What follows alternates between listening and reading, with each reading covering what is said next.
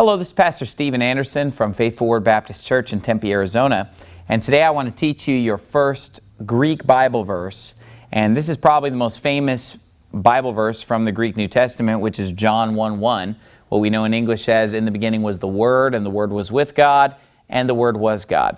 So hopefully you've got your Greek New Testament, your Textus Receptus. The best place to get it is from the Trinitarian Bible Society. Just Google Trinitarian Bible Society. You can order it for 10 or 12 bucks from them, and that'll be the exact Greek text underlying the King James Bible. So you want to get a Textus Receptus, and here's the verse, John 1:1, and so we're going to go through this in Greek, and I'm going to explain it. Now, hopefully you already know the alphabet and understand that, but I'm going to first start by just explaining some of these other little markings that you may or may not be able to see on the board here.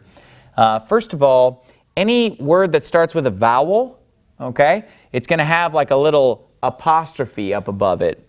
And sometimes it's facing one way and sometimes it's facing the other way. Okay, that is called the breathing marks. Now, modern Greek speakers do not pronounce those. So the good news is you can pretty much just ignore those, okay? Because, you know, I believe that we should probably use modern Greek pronunciation. That's all I use.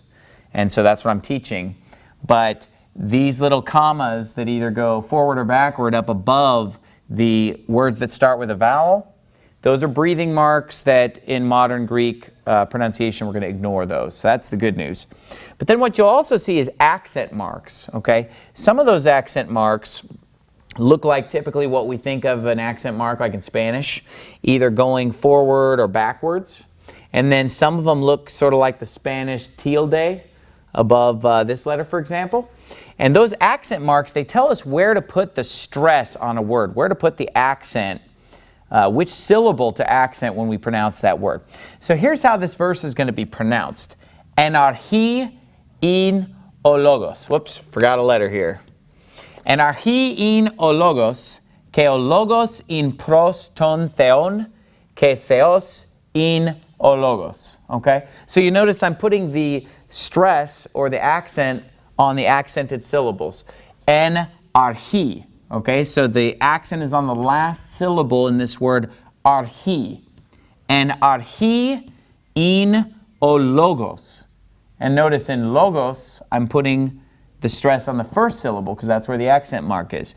En-archi in ologos, ke ologos in pros ton theon. So notice the word for God, theon, the accent is on the second syllable. That's where the mark is. Ton theon, ke theos in ologos. So let me just explain the words here and what they mean. En-archi is in the beginning. Okay. Now this is a pretty easy word to learn, archi, because we have the word archaeology. And what is archaeology? You know, they're digging up things that are very old. You could say it's the study of beginnings, okay? Archaeology. So archi means beginning. Pretty easy word. En-archi, in the beginning. In ologos, was the word. This O here is the word the, okay? So en-archi in ologos, in the beginning was the word.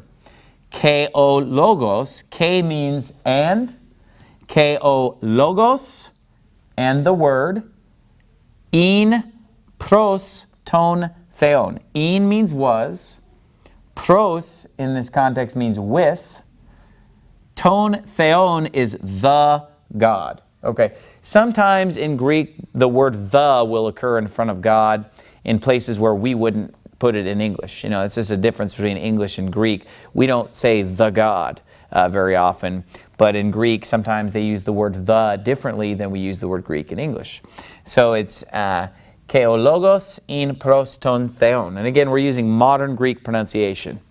Ke o logos in pros ton theon means, and the word was with God, or the God, ton theon, okay?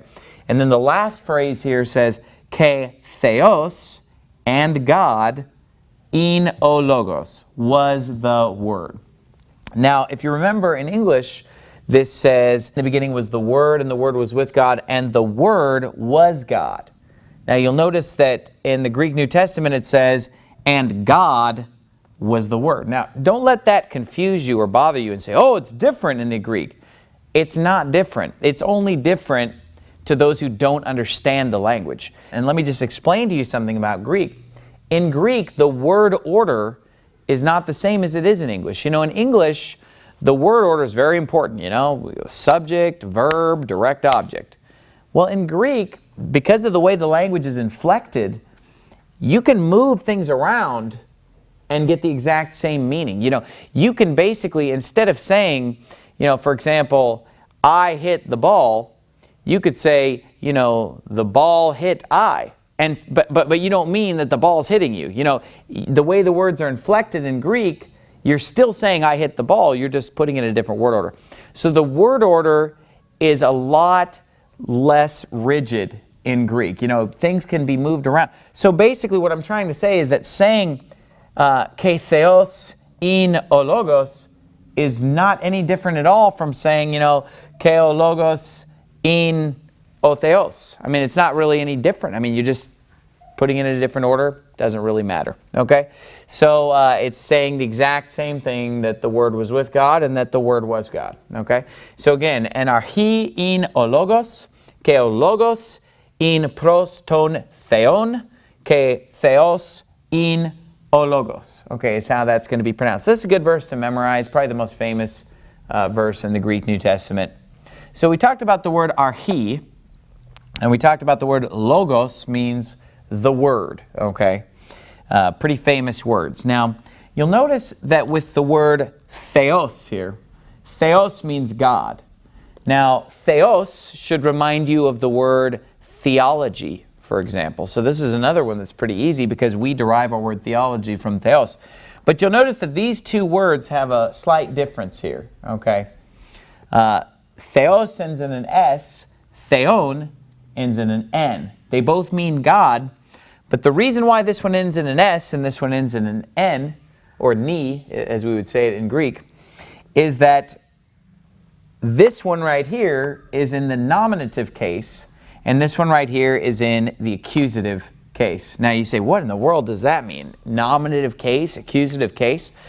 Well, in English, we have things that are the subject of a sentence, and then we have things that are the direct object of a sentence. But for us, that word would not change. Okay, for example, if I wanted to use my example from earlier, I hit the ball.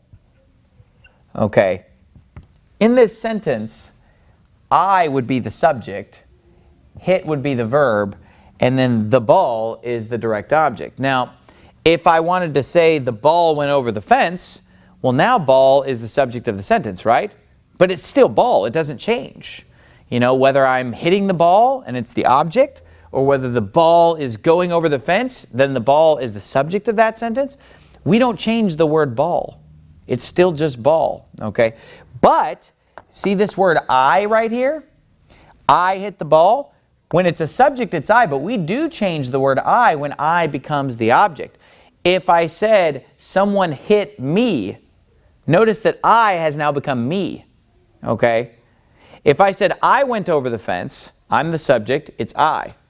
But if I said the ball hit me, now I'm the object, so it becomes me, okay? So in Greek, nouns change based upon whether they're the subject or the object, okay? So for example, just as I becomes me, but ball doesn't change. In Greek, God as a subject is going to look a little bit different than God as an object, okay? Now, God here is not a direct object, but God here is the object of a preposition, because this is the phrase, the Word was with God, okay? With is a preposition. Pros is the word for with that's used in this verse, okay?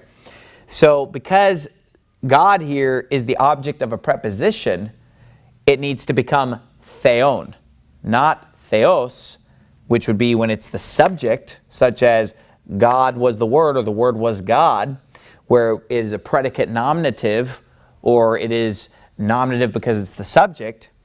Now it needs to become theon because it's an object of a preposition. So it's in the accusative case. Okay, so when a word is being used as the subject in Greek, it's in nominative case. If it's a predicate nominative, as it is right here in the phrase, the Word was God, if it's a predicate nominative, it's again in nominative case. Subject, nominative case.